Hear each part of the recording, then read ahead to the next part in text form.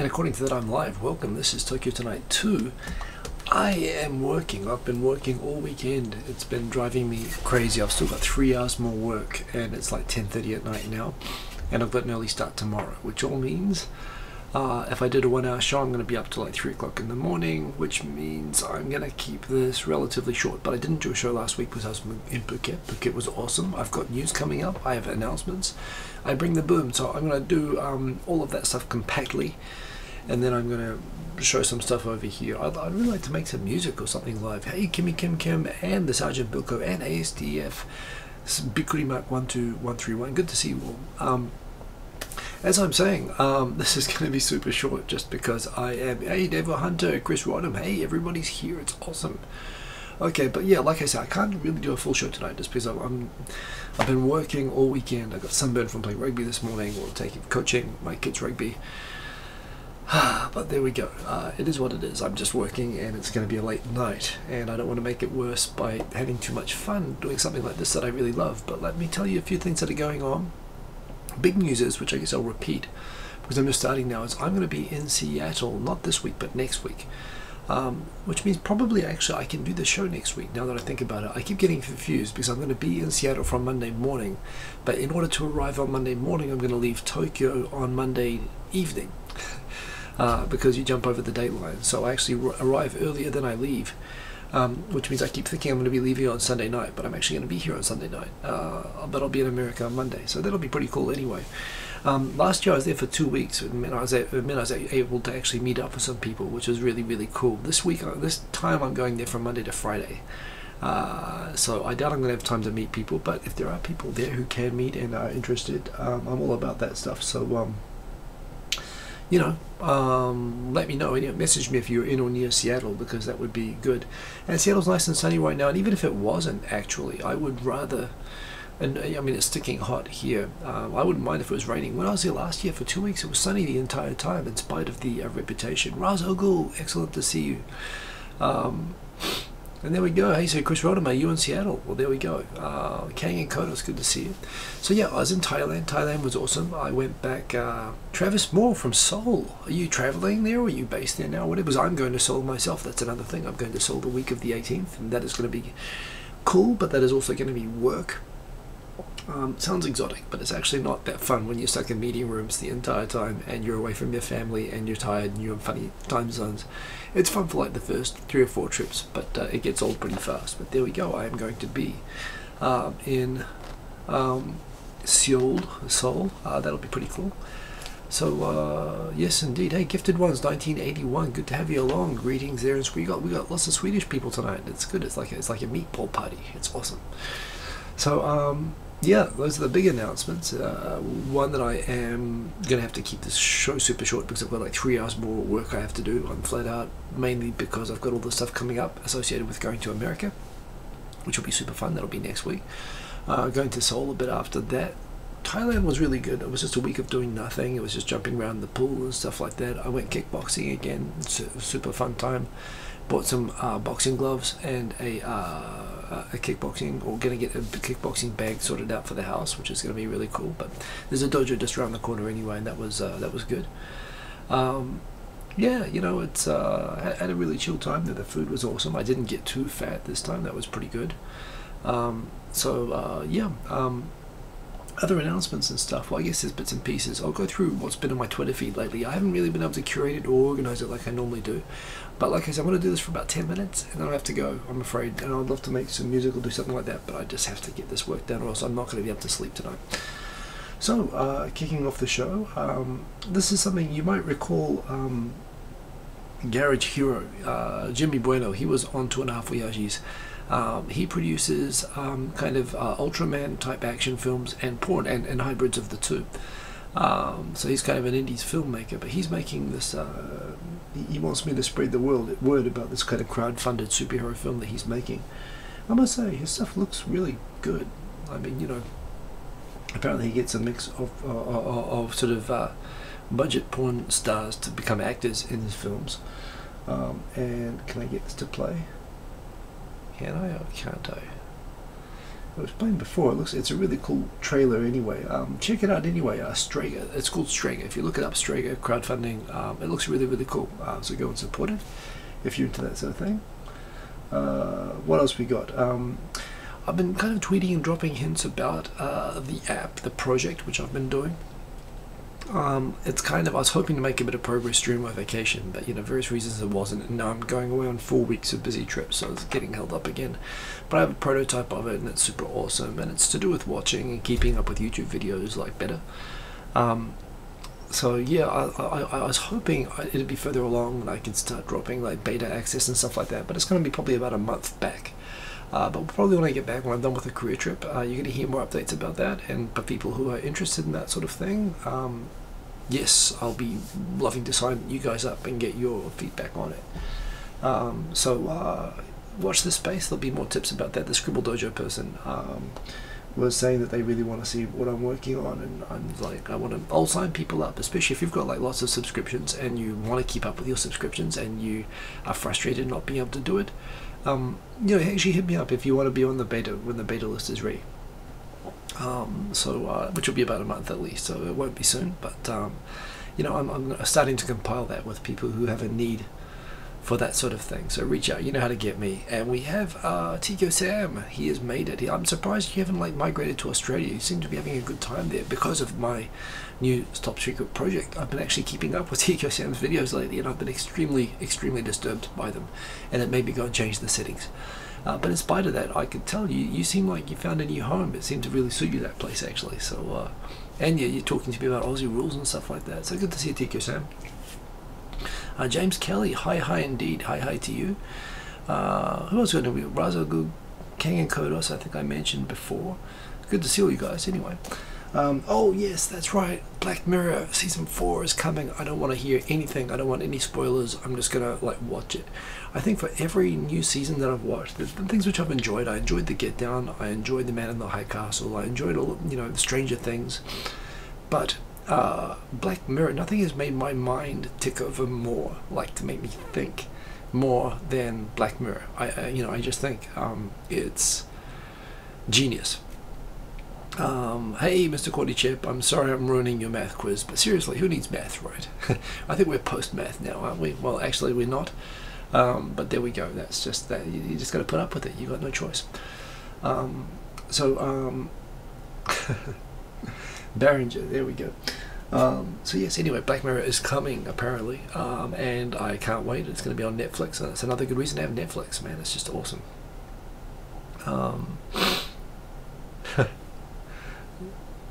Yeah, well, yeah, that's right. I guess Tokyo's pretty sweet.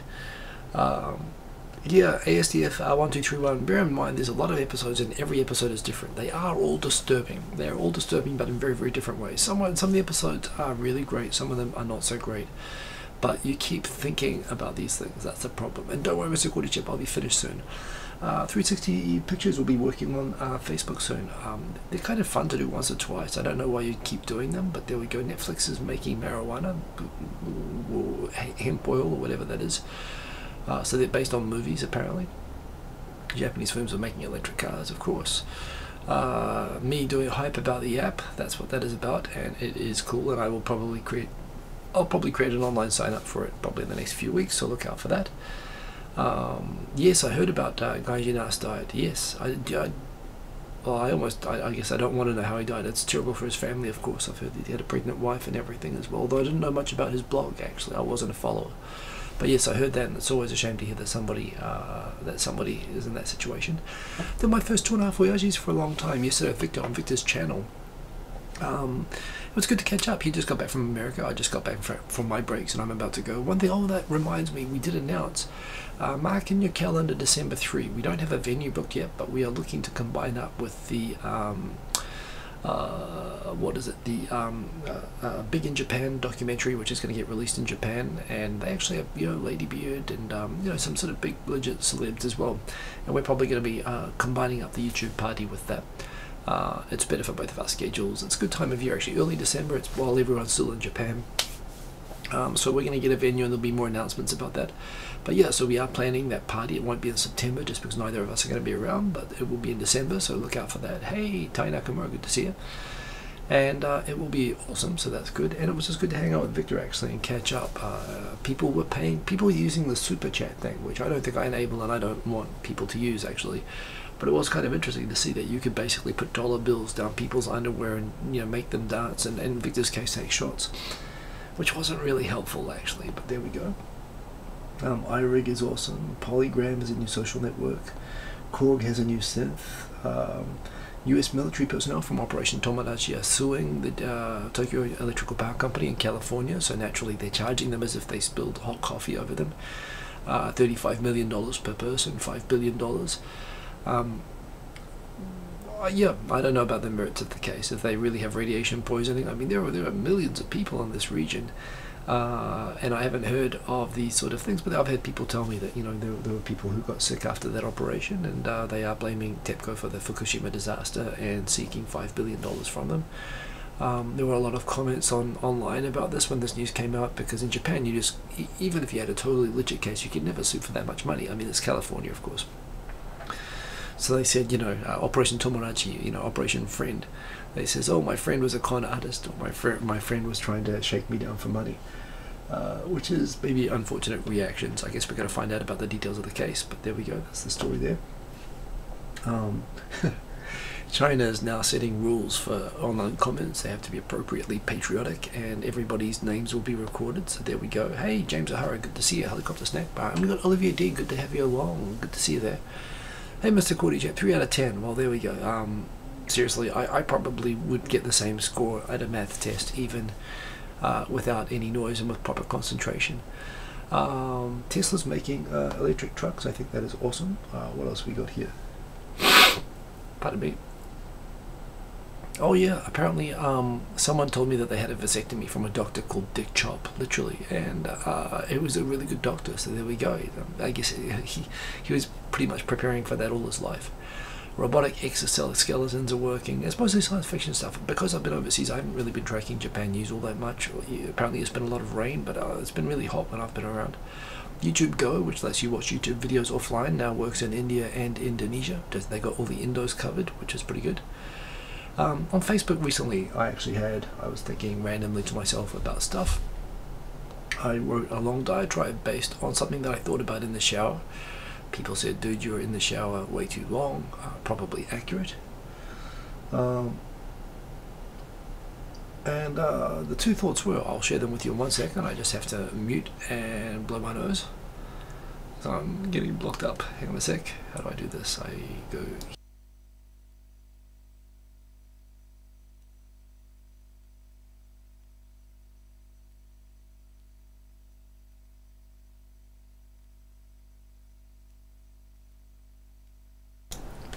So the two thoughts were, I've been reading a lot of stuff again, a lot of analysis of millennials, which kind of winds me up the wall, because, you know, you can't really stereotype a whole generation. The only people who really want to analyze a whole generation, honestly, are advertisers and marketers that want to figure out how to improve their performance in certain demographics by trying to figure out broad generalizations that they can put people under. And what I really like about, if there is any way that you can define millennials as a common group, you know, 24 to 35-year-olds, I quite like and respect the fact I see all these articles about how they are disrupting and upsetting everything by not drinking beer and not watching network TV or consuming, you know, CNN news or whatever.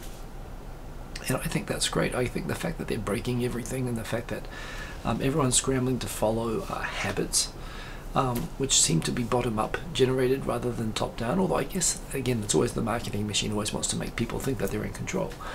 But I think I contrast that with my own generation, where, you know, I grew up in a generation where the media was all controlled by baby boomers, of course. We were a minority in comparison to the generation ahead of us. And, you know, they told us that we were the generation that could not be defined, the Generation X that was defined as Generation X. And they sold us Mountain Dew and shitty music and, you know, remakes of 60s songs that then our parents would tell us, would show us how inadequate our generation was because we couldn't come up with new music. But it wasn't us, it was the producers from their generation that were doing it. But, you know, we've always been in the shadow of the generation before us, and, you know, we've kind of repeated the same things. We've gone to all the same wars, we've gone through all the mass consumption, the mass media, doing what advertising tells us to do. And I really like the fact that everything I can see says that right now there's a genuine break with that happening. people are really going off into niches and going and, you know, actually messing with the economy and advertisers and government not being basically really hard to track. And I think that's really cool. I like the chaotic element of that. And to me, that means, you know, if there is anything to be said about millennials, is that they're okay. That was the first thought. And the second thought that I had while I was in the shower was the thought that all of this left-right thing, it doesn't make any sense in a way. Like, you have all the, you know, all this talk about extreme right and extreme left, and I don't want to go talking too much about the US president. I actually blocked that name now. But looking at the debate, I see a trend of fundamentally the forces are no longer left and right. You don't really see, I mean, you do see left and right. You see, oh, they're a Nazi, or oh, they're Antifa, or, you know, Che Guevara's or whatever. But in the end of the day, those people share a lot in common. You know, they're basically, for want of a better term, they're anarchists who don't want to be told what to do. They don't want government or advertising or companies or anything to sort of, you know, they want to impose their own worldview upward. And you've got, you know, and I guess these are the sorts of people who don't like being told what to do, and they look at any force that tries to enforce conformity upon them or upon their thinking as being sort of fascist in nature. And really, and what they're attaching that fascist identity to is anything that's sort of mainstream institutional politics, economy, any of that sort of thing. And I come from a generation where everything was institutional, right? And I like that we're breaking from that. We're becoming more anarchic. But in a sense, I guess, there's people who like order and top-down control. Me, I like Generation M. I quite like that. That's actually a very good Mr. Goodie chap. But I kind of like it, you know, so from my perspective, I know that probably me, where I think that there should be order and there should be, you know, basic stability and so on, I recognize that's looked at as being a top-down kind of fascist kind of thing. And I guess people with my mindset look at the increasing chaos and think the world's going to hell and it's becoming anarchy. And I think actually in that context, the current president who, you know, was elected, got the nomination for his party against the sort of mainstream institutional party, he was basically backed by forces that wanted to destroy the institutions. They put him in there as an agent of destruction. You know, he's I think actually Trump, everyone calls him a fascist, and the maybe left to right spectrum, you know, looking at extreme right people as fascists, you could say that. But I think in terms of fascism as a concept of people, someone who is seen to be wanting to impose their way downward on all of society, he's the opposite of that. I think he's going to be remembered as the first anarchist president, and I think you're going to have this big tension. It's no longer going to be left-wing versus right-wing. It's going to be anarchism versus fascism. And I think anarchism is going to have, you know, once you look at it that way, everything sort of starts to make sense. When you look at all the crazy movements going everywhere at the moment, you know, all over the place, that seem impossible to track, that seem to have no intention other than just destroying. And I think the backlash against it is going to be fascistic. I think you're going to find, like in countries like Thailand, where, you know, when elites who think they know better are really, you know, they're thinking that they have to save the day by actually taking over government forcefully. I think that's what's going to happen. I think you're going to see a new cycle of politics, which isn't going to be based on the old Republicans versus Democrats or whatever. I think you're going to find institutional Republicans and Democrats and so on in most countries starting to team up to fight back in a way against the sort of anarchic forces, which I think are going to get worse. I don't know, I just had this epiphany that I think that's the only way that everything makes sense to me. Anarchism, populism's another term for it, but you know, you've got the alt-right isn't necessarily populist. The point is, I'm using the term anarchism not accurately. I'm using it as its critics would see it. So someone who prides stability and normality and, you know, everybody acting as a cohesive society together kind of a thing, you know, like basically old-fashioned sort of government, you know, government top-down and economy top-down. They look at those forces as anarchy, even though that's not really an accurate term. And likewise, it's not accurate to call institutional politics as fascist, but that's how critics would see it. You know, Hillary would be seen as a fascist by anarchic elements of the Democrat Party or alt-righters, for example, even though, of course, she's not. But the point is, in the new world, I think, you know, Trump is an anarchist and Hillary is a fascist. And I probably lean towards being a fascist in all of that, actually. But at the same time, I can also recognize a bit of anarchy is probably needed. And that's where I had this epiphany. I put it all onto Facebook, and a lot of people told me I'm an idiot and I'm wrong, and I'm having some interesting debates there. But that's okay. That's okay. That's my thought. I just shared it again just now. And that's my point. You know, Bernie and Trump were popular because they were campaigning that they were going to break down the establishment. Although there again, what has happened a lot, I mean, even Obama campaigned that he was going to break down the establishment, and they don't. You know, he became establishment right away, and Trump's arguably, you know, being the same in some ways, the way that they disappoint. But I think that force towards, you know, wanting to just do whatever the hell people want them to do is kind of populist, but it's kind of, you know, it's also kind of random. But he was backed by, you know, basically a coalition of forces that were essentially, you know, anti-government. I mean, he's appointing people who are against the portfolios that they hold. And it's not just happening in America, it's happening in Australia, it's happening in Britain, it's happening, you know, all over the world at the moment. So anyway, that was the thought. You can see I'm in the shower too much, that's how I lost all the hair. I mean, shampoo and worrying about the world, that's what I like to say.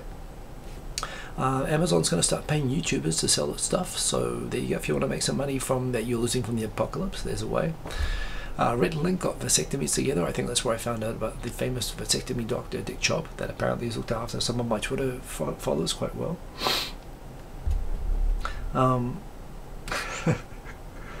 And we have fun comments, which I'm almost scared to look at now. Apparently, if you're looking for a job, you're in a place that's tough to find jobs. In Japan, 45% of Japanese companies face full-time worker shortages.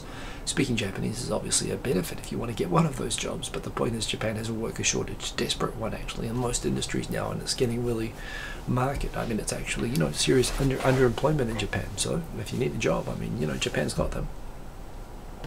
What else have we got here? We are being vegan in Japan. Lots of people seem to like that information, so I was provided. That's a weird apartment. Japan, North Korea is already on Japan's sanction list, but I guess they're getting tighter. South Korea agrees with the Japanese government temporarily, at least, that the wartime labor issue is settled, at least on a country-to-country basis.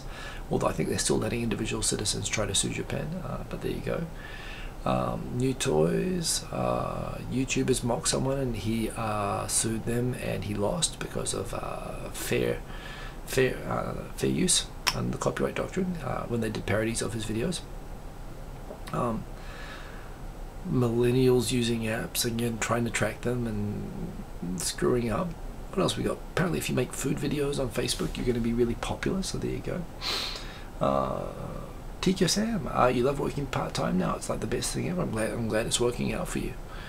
And oh yeah, someone did a whole Tokyo on Tokyo Cheapo, which by the way is an awesome blog that you should all follow. Someone's actually gone and really done a good looking list of the best hamburgers in Tokyo. I've been looking for something like this actually, so this person looks like they've done a very good job for us, and you can go see Cruise Burgers. I've never heard of the Great Burger, I've never heard of either, but they've got pretty good burgers and ratings. So I am going to use this to go chase down eating suggestions. So that's pretty good. So good information for being in Tokyo. The Poor Traveler, TEPCO, Toshiba, new ways to make money on YouTube, all this sort of stuff. But basically, let me come back again now. Yeah, I'm sorry, I've got 3 hours more work to do tonight and it's like 11 o'clock and I don't want to stay up past 2 o'clock, so I am going to have to cut tonight short, I'm afraid. I'll be doing the show again next week, so we'll be back for Tokyo Tonight 2 next Sunday, which will be just before I'm going off to Seattle for a week, which will be awesome. If you're in Seattle, let me know. I don't know if I'll be able to actually meet anyone when I'm over there this time, but it would be cool if I could do that. So who knows, it'll be during the week, it might be on a weeknight, it might be late, but it might be cool if we can meet up with some people. But otherwise, be in America for a week, I'll come back for a week, and then I'll be going to Korea, Seoul for a week. If you're in Seoul as well, let me know, it'd be good to hit you up. Tai Nakamura, what was the name of the burger place that we went to? We went to, like, it was like Best Burger or something. What was the name of that place? It was really good. It was in Meguro. It was a pretty good burger place, wasn't it, actually? I've been there for a while as well. You're reminding me. I've been trying to lose weight, and I've been succeeding, actually. But yes, that's all the more reason I can celebrate by going having a burger. Come back and we'll go there again. Yes, anyway, good to see all of you guys. More information on the Secret App project will come out, but it'll be in the next month. But if you have lots of subscriptions and you would like to keep up with your YouTube videos and you like a really cool tool for that, let me know. You can message me on Twitter or Facebook, and I will create a beta sign-up list, invite list. I'll probably release that soonish, but it'll be about a month away at the moment. The December 3rd, mark it in your calendars for the big annual YouTube party that I look after with Victor, and it'll be super big this year, so look out for that, mark that in your calendars. And keep cool till after school. Kakite ano, it's good to see you guys, and sorry, next time I'll probably do some music or something, but back to work. Now back to the salt mines. See you later. Peace. Boom. Yeah, that's the actual name, by the way. Hiko's awesome app. In fact, no, that's not the name, but that's better than the name that I had, so I might just change it to that. Who knows? See you later.